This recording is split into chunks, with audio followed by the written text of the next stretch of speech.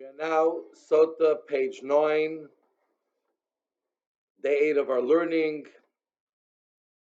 And here we continue the conversation that we had in yesterday's page 8. And we talk about that many small sins add up and equal up to one big punishment. And we're told that Hashem doesn't punish a nation until he's ready to eradicate them.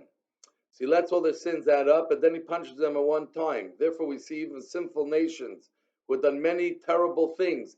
They don't get punished little by little, but when it's their time, they get punished big time. And the Talmud clarifies that this means that the reign of every kingdom, because some nations go through several kingdoms within the nation, but at the end of each kingdom, the nation is hit very hard until a new kingdom starts. And we are told as well by other nations, he punished them once and they never get up again. Look at history of the world, many empires, they got hit once hard and they never rose again. But by Jews, we are told that we are never consumed. That even though God, it consumes the method of punishment, it says it consumes his arrows to which we are hit with, but we as a people are never consumed. We were never finished. We will always be here, and we have always been here. Then we're told as well that God never allowed the achievements of David and Moshe, King David and Moses, to be destroyed because they both built an abode for Hashem. So the Mishkan, the tabernacle that Moshe built in the desert, was hidden under the first temple which King Solomon built, and they were never captured, they were never destroyed. And so too, the gates of Jerusalem that King David built, it says, sunk into the ground, they were never captured or destroyed. Because the people build the house of God, their actions are never going to be destroyed. Then we go back to Sotah, and we say something very fascinating, that a Sotah desired what's not hers. She desired to be with the man that's not her husband, that doesn't belong to her. But the consequence is that not only she did not get what she wants, but she lost what she had.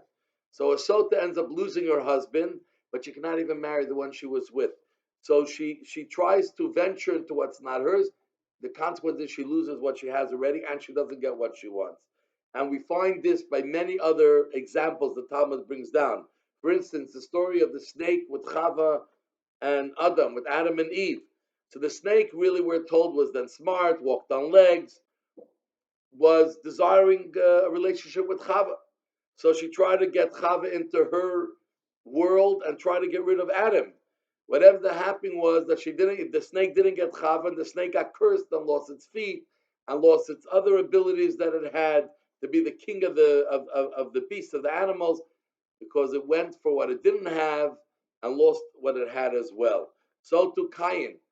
Cain was jealous of the second twin of his brother Abel. He went after what's not his. Not only he didn't get her to be married to her, but he ended up ultimately losing everything of his. And so to Korach, when he fought against Moshe, not only didn't he get the leadership he wanted, his life was lost. And Bilam wanted to curse the Jews. Not only didn't he curse the Jews, he lost his life. And we bring examples of Doeg, Achitophel, Gehazi, Avshalom, the son of King David, Adoniyo, Uzziyo, and Haman. Haman wanted what wasn't his, and he ended up losing what he had. He wanted the king's spot. He wanted to get rid of the Jews, and he ended up losing his spot as well.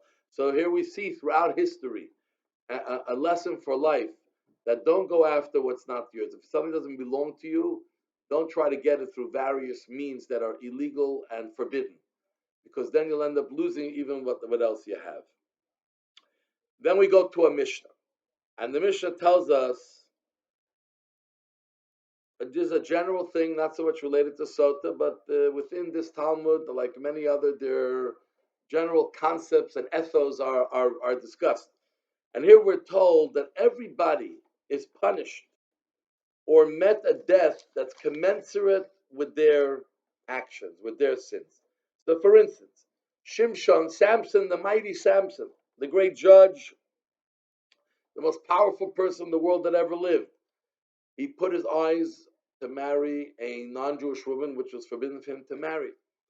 How did the Philistines punish him? They poked out his eyes.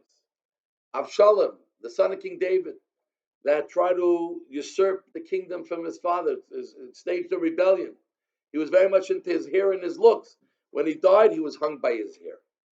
And it's not only in the negative. This idea of commensurate with your actions is in positive as well, and even more. We find Miriam, the sister of Moses. When Moses was placed by the Nile River, she stood there waiting to see what will happen with him, to be there that if anyone finds him, to be able to help him and save him. What did God pay her back with? That when she got leprosy in the desert, all the Jewish people waited for 7 days until she was able to travel. So too we find Joseph. Joseph busied himself with burying his father. He put himself in the front, he didn't delegate. When Joseph remains had to be taken out of Egypt, who took his remains out of Egypt? The most important Jew at the time, Moses. Moses, who did not gather any wealth during that time like the other Jews, but was looking after getting the remains of Joseph to take it up to Israel through their journey in the desert. Who was the one who was involved in burying Moses? God himself. So we see that on all sides, the punishment, but even more so, the reward is commensurate with the actions that we take in our life. And then the Talmud delves a little bit into the life of Shimshon, of Samson, Agibber, the strong one. And it brings various verses. We'll just take 2 or 3 points. So even though God arranged from behind the scenes that he should be with this Philistine woman, but Shimshon was drawn to her for the wrong reasons. He desired her wrongly because of a physical attraction. So even though God has in mind something to happen, but then we have choice. And Shimshon made a choice to go after something which was forbidden. So therefore his eyes were poked because his eyes turned in the wrong way, in the wrong place, when he should have been more in control. Then we learned about that Shimshon was with Delilah. Delilah was his wife's name.